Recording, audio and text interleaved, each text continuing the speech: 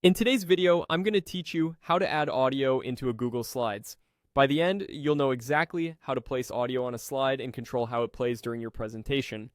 First, open your web browser and go to google.com. In the top right corner, click the Google Apps button, the small grid of dots. From the list of apps, choose Slides.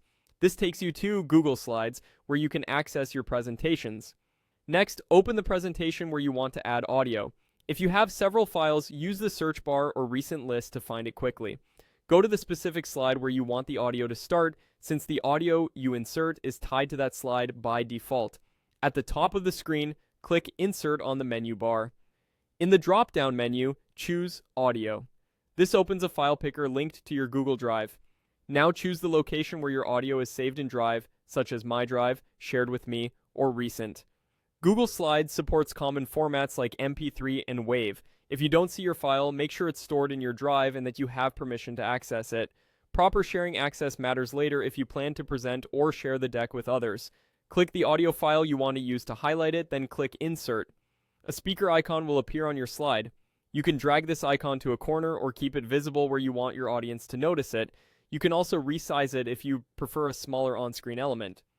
With the audio icon selected, look to the right side of the screen for format options. Open the audio playback section to control how the sound behaves. Choose whether the audio starts on click or automatically when the slide opens. Adjust the volume slider to balance audio with your speaking voice.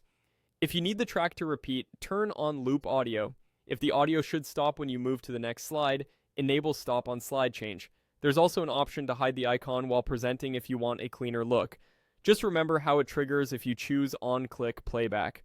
Before you finish, quickly preview the audio from the slide to confirm the volume and timing feel right. If you plan to share the presentation, ensure the audio file's drive permissions allow your audience to view it. Otherwise, they won't hear it during playback. That's it. Your audio is now added and configured in Google Slides.